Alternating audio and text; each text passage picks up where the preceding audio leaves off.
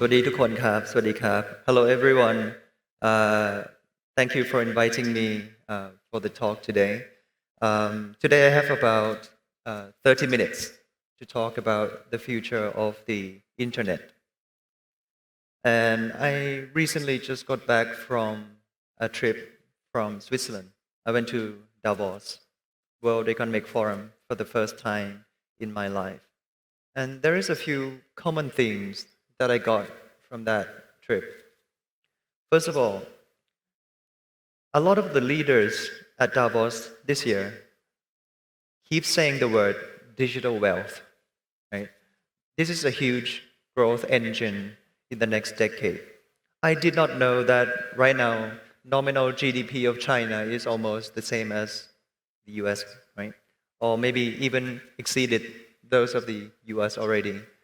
And what is interesting is that now 40% of China's GDP comes from the digital economy, right? This is the next growth engine for China, right? Almost half of the world's largest GDP comes from the digital sector. I also met with the Deputy Prime Minister of Ukraine. He talked mostly about the war between Russia and Ukraine. But he mentioned that Ukraine is the biggest IT house of Europe. And apparently, IT economy of Ukraine accounts for 30% of Ukraine's GDP. And also, I did not know that the richest person from Switzerland is coming from the digital economy sector. I thought he would be selling watches or chocolate, right, in Switzerland, but he created a digital payment company, and it has only been 10 years, 1 decade. Now, in 2007, he was a surfer. Within 10 years, he became the richest person from Switzerland. So all these data points, concludes that there's a huge growth in the digital economy, right? Or if you were to see the data in our region, the Southeast Asian region alone, in the past 2 years, did you know that Google shared this data with me? There is an additional 70 million internet users in the past 2 years that just entered the internet economy, from 280 million users to 350 million users in this region alone. And 9 out of 10 internet users are digital consumers. So all these data points concludes that this is the new growth engine. And what is surprising to me at Davos is that there are different sessions at Congress Center, right? And there usually be one session for each segment: global economic outlook, China economic outlook, US economic outlook. But there are so many sessions on Metaverse and Web3 this year. And Schwab, the founder of World Economic Forum, he's betting a farm on Metaverse as the next growth for our economy. So many sessions on Metaverse. The chief product officer of Facebook, Chris Cox, also came to Davos and talked about Metaverse. CEO and founder of Second Life also came up on stage and gave a panel discussion on Metaverse. I also visited the headquarters of Microsoft at Seattle, and the experience all points towards these big companies preparing for the arrival of Web 3.0. I don't know if you guys have seen HoloLens glasses from Microsoft. It will change the way we work entirely in the next decade. I've seen this with my own eye. You can actually buy one now in Thailand, right? How there are 3 development eras of the internet. We call it Web 1.0, Web 2.0, and Web 3.0. Web 1.0 started in 1990 to the year 2000. That was the first decade of the internet. The infrastructure back then, if you guys remember, we used to have this home telephone modem connected to the internet, right? Make loud noises back then. We used to have this private server. It was so expensive to host a website.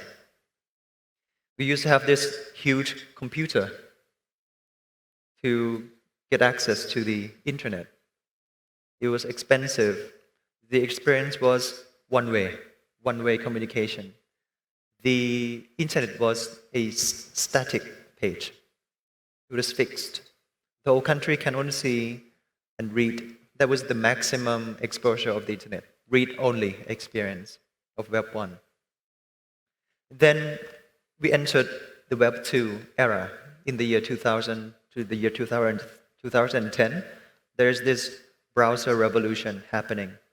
In the year 2010 to 2020, there's this smartphone revolution happening. During those past 20 years, we have witnessed the growth of the Web 2 economy, of the internet century. Right?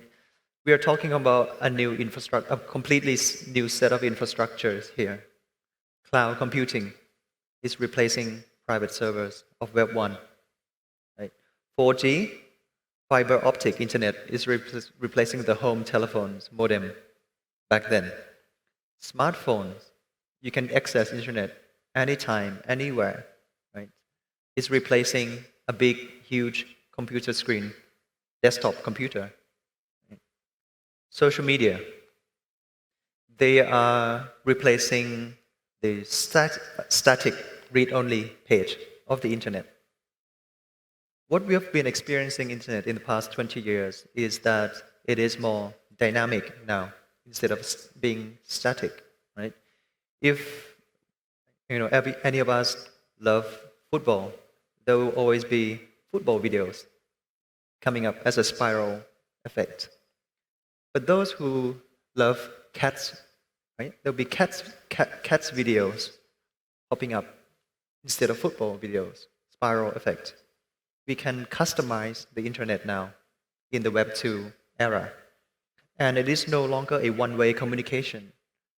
Right? We can have a two-way communication in the past 20 years during Web 2 era.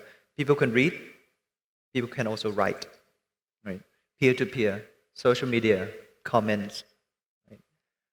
But there's also a flaws, right? Limitations or drawbacks of Web 2 companies. First of all, there's no interoperability between these companies. Too big, too powerful to fail. Right? Facebook, the likes of Facebook, Google, Apple, Microsoft, they have been, called in for investigation in Congress for abusing users' privacy, data so many times. And Facebook would never share users' data with Google. Google would never share users' data with Microsoft or Apple. Each of them abuse their own database until we have this PDPA rules that just came about. That's one drawback. Too centralized.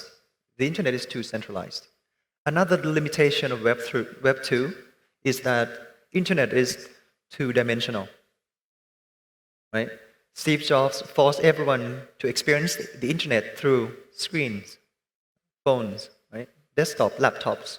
It's 2D. That's not the best experience. And this Moore's law, right? Computing power is doubling every 2 years. And every time computing power is doubling, we get to experience a new level of human connections. We call it 5 layers of human connection. Level 0 is face-to-face human interaction, which is the best. You get to see each other's, bridge this communication gap, right? That's the best communication, face-to-face. But the drawback is that it's not scalable. It's not very scalable way of communication. Then once we have the internet, we can send messages in Web 2, right? But the drawback is that you can't really see the emotion or the expression of the other people's feeling, right, across the planet. Then, once the computing power is doubled, we can connect via photos, right? Pictures, photos. Now we can see the emotion, but still, it's a snapshot. Then we have videos, another layer of human connection. We have, at least, it is a continuous motion and a scalable way of communication. Now we're at level 4, live stream. We can live stream, right? And people are using a lot of Zooms, Skype during COVID. And this changed the way we connect as a human, changed the way we work, changed the way we make connections. And what we will be experiencing in the next decade is Web 3.0. We're not going to be interacting via two-dimensional text, photos, videos. We will be using the internet in a three-dimensional experience. Internet will no longer be 2D via screens. We won't be a society where everyone is looking at their phones. We will be in a society where everyone is wearing glasses. And there'll be, it will change the way we connect. It will change the way we work. I've seen this with my own eyes. I went to Microsoft headquarters in Seattle. They showed me this Holo 2 glasses. Right? During the Bill Gates era, he was dominating the, computer was the main hardware, right? Dominating the way we work back then. And Microsoft Office was the main software that people used. During Satya, the current Microsoft CEO era, I can bet with you that Microsoft Teams is going to replace emails. Right? Emails is an old way of working. It is a collaboration way of working. But Microsoft Teams would be the coordination way of working. We won't be collaborating, we will be coordinating with a better operating system. During Satya's era, the main hardware would be glasses, Holo 2, dominating the world instead of a laptop, desktop computer of Bill Gates' era. And the main software would be Microsoft Teams. It would change the way we work. We can open up many tabs and we can type on Air keyboard now. Right? Internet is three-dimensional. And people can sit and work anywhere. And Satya was saying himself that post-COVID, a company, a leader cannot lead with just brain. We must also lead with hearts. Empathy with employees.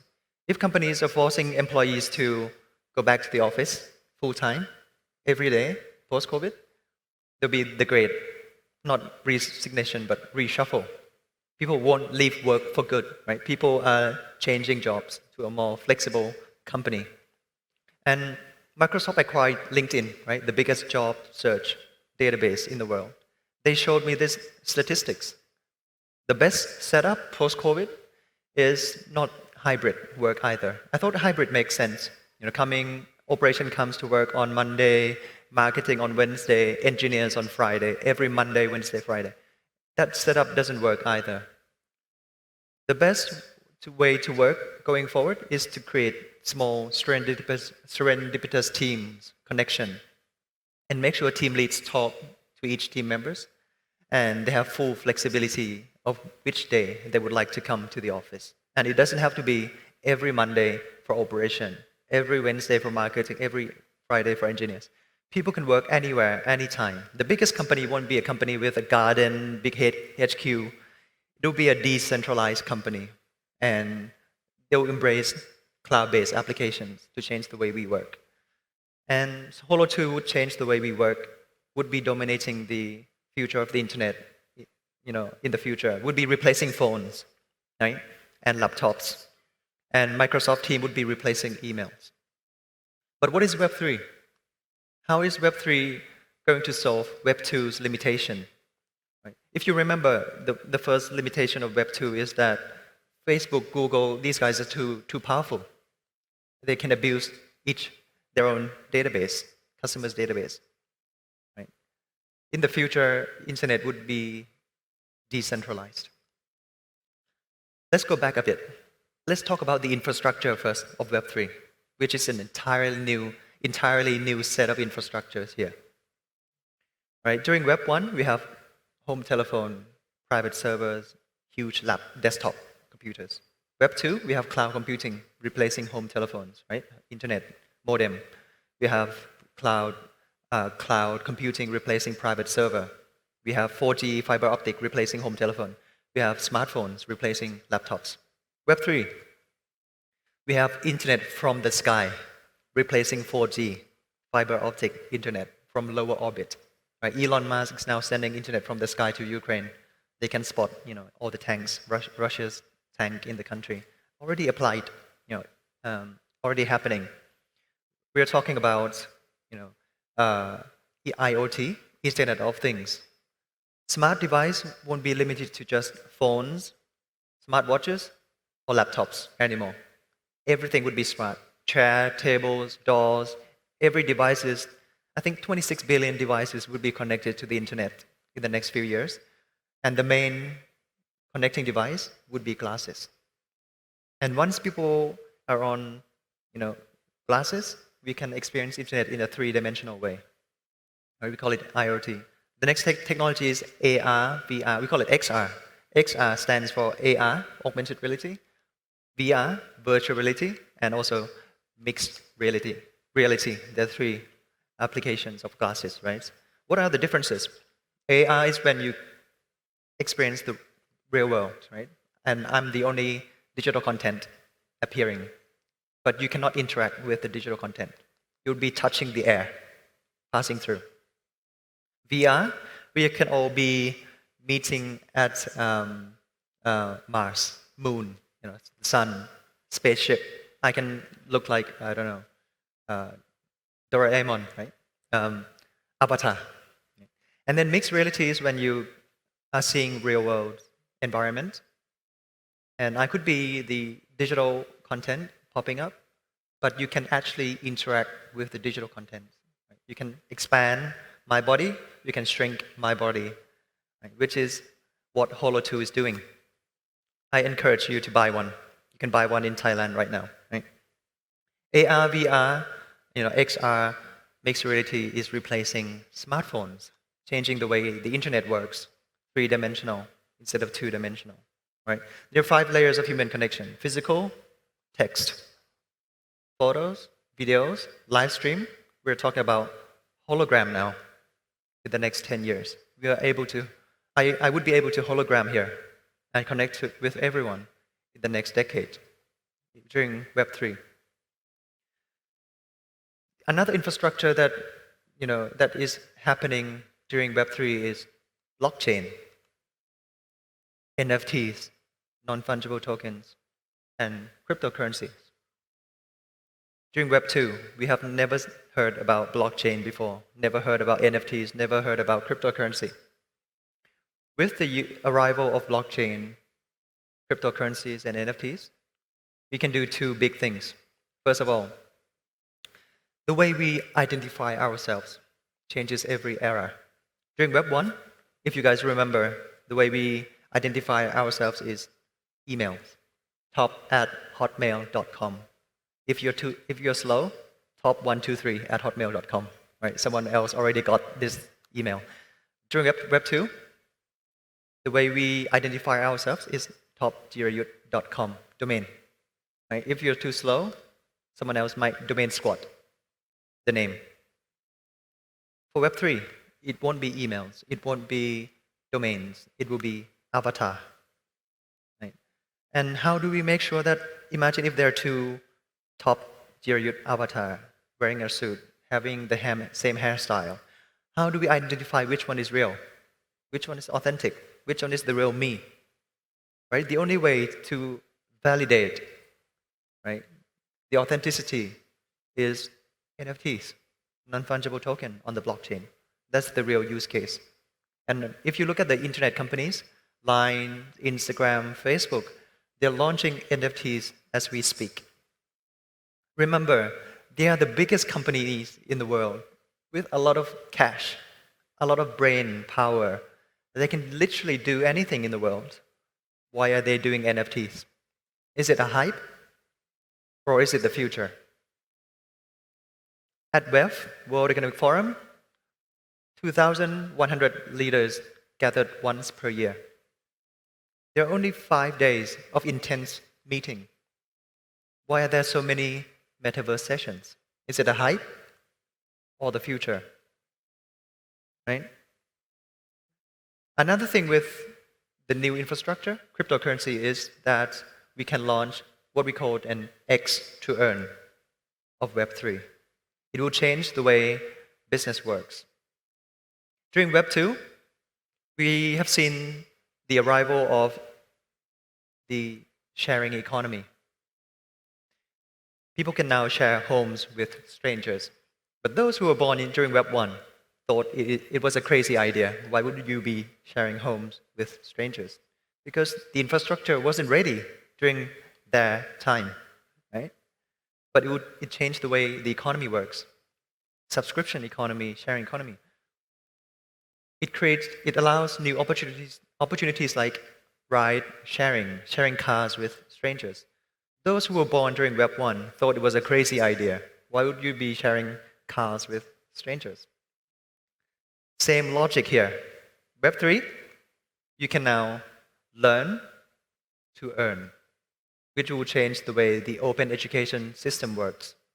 Imagine Khan Academy, imagine Coursera, open education platform, but with the token economy that can incentivize the user and the platform to strengthen the bonding, the incentives. It will disrupt the education sector entirely. Imagine you can watch to earn, right? It will disrupt the entire advertisement space. Advertising used to be boring and annoying, right? During level 0 era, it was a spray and pray, billboards. You spray and you pray. You can't really measure anything during Web 1, right? For Web 2, at least you can do online advertisement banner. Imagine if you're interested in a shoe, there'll be like Nike banner, coming after you after that until, you buy the shoes. But still, once you bought the shoes, you still see the same banner haunting you. Who would buy 2 sets of shoes? It's a waste of resource on marketing during Web 2. For Web 3, advertisement won't be boring because you can watch and earn. You can make money from watching at, advertisement. Imagine you can exercise to earn, listen to earn, changing the way music works, right? You can play to earn, disrupting the gaming industry. Those who were born during Web 2 thought, again, same logic here. It is a crazy idea. I used to pay to exercise. I used to pay to get access to education. I used to pay to get access to be able to listen to music. I used to pay to play games. How come these guys get to play games and earn money, listen to music and earn money, learn and earn money? Right? Because we're talking about an entirely new infrastructure here for Web 3.0. Right? And during Davos, by the way, the leaders were saying that very soon, Metaverse would have this interoperability between them. And what is funny is that one of the audience raised their hand and said, for Web 2, it brings the dark side of people, where people are going crazy on the keyboards, yelling at each other, unlike face-to-face interaction. It shows the dark side of human. Is Metaverse going to amplify this dark side of human? This founder and CEO of Second Life, he said, my customers range, my customers now, Second Life is the biggest, if you guys know, the biggest metaverse right now in the world, right? His customer's age is between 18 to 45. Imagine a 45-year-old, on average, spending 4 hours every day on Second Life. This is the founder of Second Life saying this data himself. 4 hours per day on average. 45-year-old decorating his own home on the Second Life, right? Decorating his house, having an online community. And he said people go crazy at town hall as well, going crazy over on the keyboard with avatars everywhere. But what is interesting is that he was the avatar himself, the Second Life founder. He went to town hall and saw all the crazy, like yelling at each other, And then what is interesting is that once this crazy, angry guy walks out of the town hall space, the founder of the Second Life, CEO of Second Life, used his avatar to walk closer to this guy and use the avatar to face his avatar and said, "Hey, what's going on at town hall? Are you okay?" After that, it mimics the real world experience. It appears, it feels like he was talking face to face with another person. And he was like, "I'm so sorry, I don't know what was going on with me." So it doesn't really bring the dark side of human. It actually mimics the real world face to face interaction. That was another thing that I found interesting during Davos and Metaverse. And also the Minister of AI and Digital Economy of UAE, he said, he was on stage with Chris Cox, Chief Product Officer of Facebook and Second Life CEO. He said, "Once you leave this room, you only remember 10% of what I said. Because learning doesn't stick with you from writing. You can only remember 10% of the stage, of the panel discussion." He said, with Metaverse, it will change the way we learn things. The best way to learn things is to experience them, vicariously experience, right, the surrounding, the environment, and training the trainer, right? Imagine if the trainer of some dangerous, digging oil from underground, sea, right? Instead of going to the real world, practice, you can wear glasses. And the trainer could be teaching, he could be, 50 years gone. You could be still learning from Joseph Stiglitz, Nobel Prize winner, or Einstein, right? Learning from the best, training the trainer. And the memory will always be there, learning from the best, right? And you can actually experience three-dimensional training. And that's how the learning would stick with you.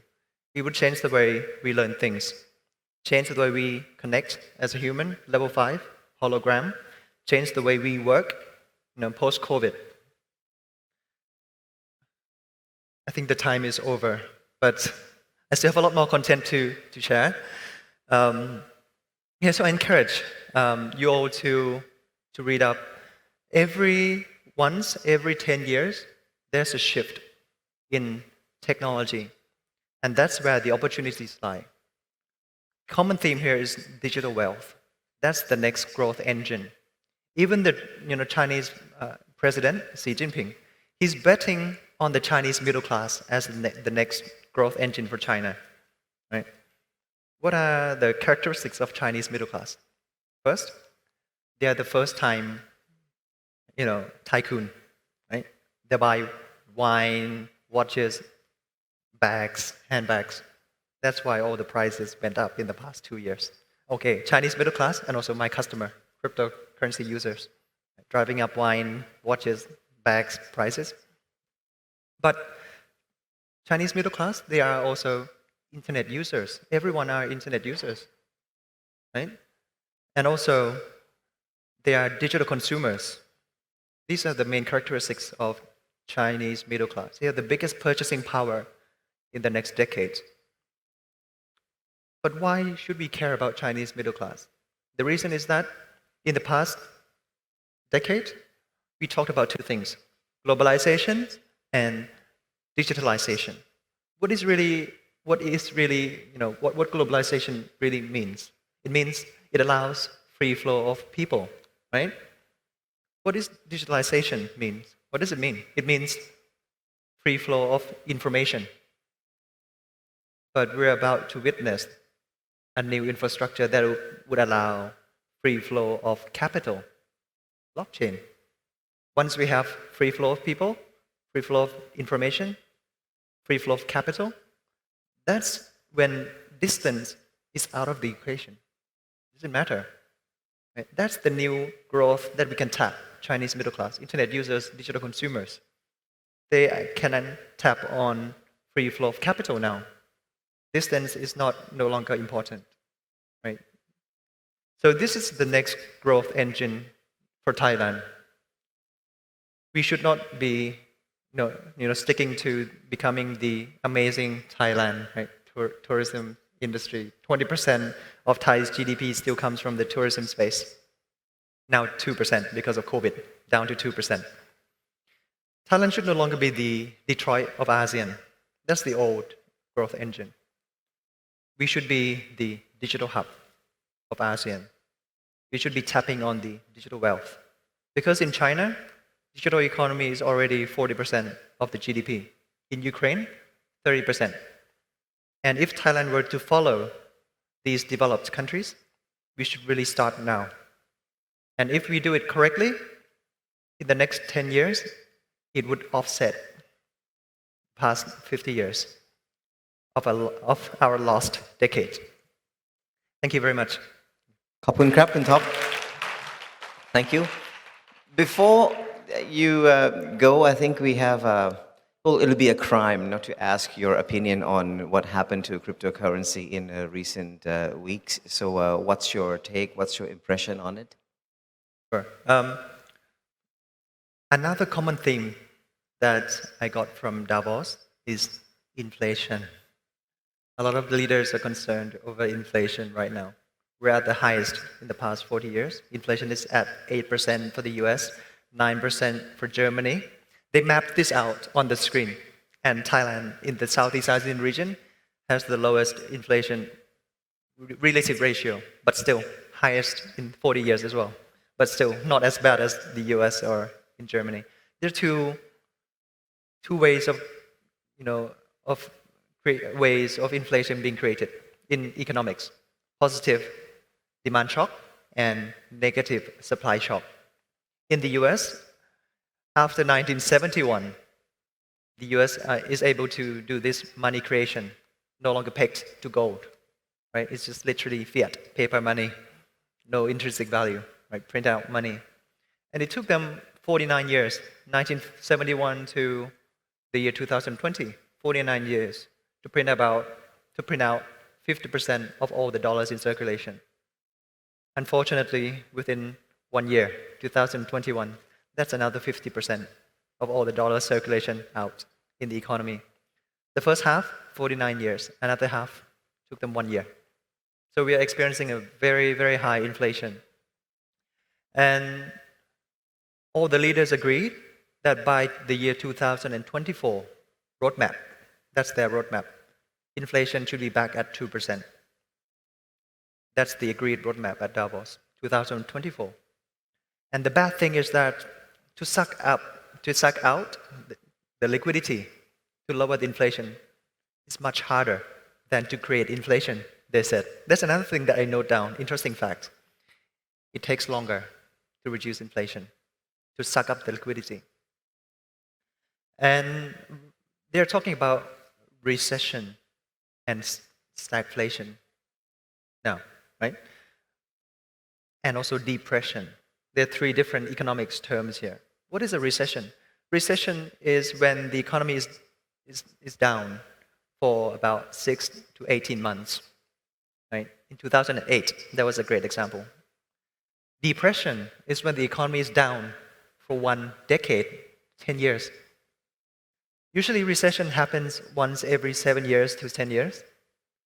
Depression happens every 75 years cycle. We've seen the one in 1929, the Great Depression, right, around the world in the US. We've seen one in Germany. We've seen one in Japan, 1990. Right? Recession can be controlled by central banks. It's like driving a car, pushing on the accelerator pad or brake. Right? Last year, central bank has been pushing, on the acceleration brake, printing out money. There are two ways to create inflation: money and credits. Right? First, the central bank would try to lower the inflation the interest rate down until it reaches zero. That's when you can create cheap credits, easy to borrow money, low cost of borrowing money. People, when you put more credits in customers' pocket, they would spend more. And if the productivity stays the same, you would have inflation, right? The number of GDP, goods and services out per year, is fixed. More and more people are spending, demand, supply. Supply is fixed, more and more demand, it creates inflation via credits. But once interest rate hits zero, central bank hits another acceleration pad, printing out money, create more money, put more money in pocket, people spend more. Recession happens when a central bank push a brake, right? A really hard brake right now, highest interest rate. That's when the interest rate increases, right? The handle push the brake. Now the cost of borrowing is up, so people would borrow less. There are less credit. They would suck up the liquidity from the economy. There will be less money in circulation. So when you put less money in customers' pocket, they spend less. And when they spend less, there'll be goods and services lying around idle, in companies. They would be letting go of employees to save themselves, right? And they're talking about stagflation. Usually, this Phillips curve theory, when you have high inflation, you would have low unemployment, right? Because when people are spending a lot, you need more manpower to help produce goods and services. There's barely any unemployment. But stagflation is different. We're experiencing high inflation, 8%, but companies are letting go 50% of employees now. We also have high unemployment and high inflation. And what is bad is that if the household debt reaches the point that we cannot control them, we may have a depression. That's a 10 years, of economic gone, right? 10 years, one decade, 1929 to 1939.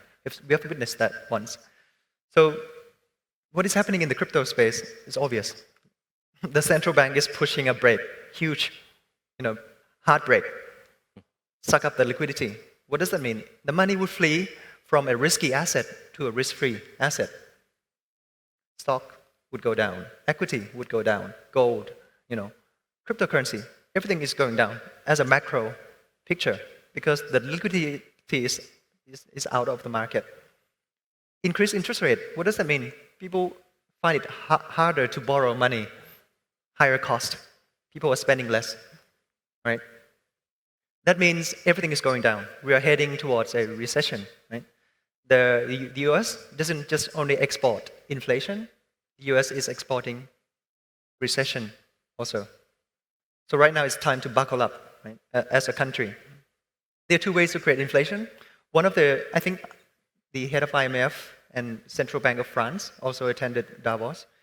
One of the speakers said, when we accept war, when we accept war, we already accepted inflation. Inflation comes with war, right? When there's a war in Ukraine and Russia, there'll be a high cost of energy. Energy price would go up. Food factory of Europe is Ukraine, right? So food prices would go up. This is what we call a negative supply shock happening in Europe right now. But in the US, it's different. Printing out money, positive demand shock, creating inflation in the US. That's why it's 7% or 8% in the US, 9% in Germany right now. And all the central banks around the world agreed on stamping on a huge, big brake.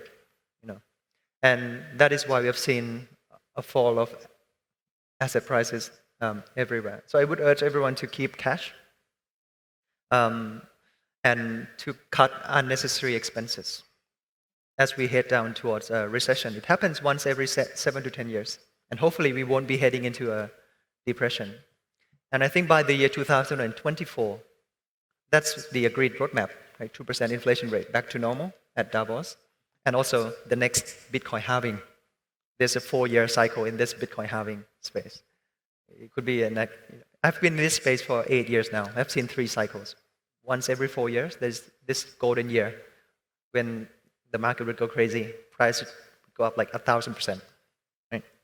Like 2021, for example, last year, of cryptocurrency prices.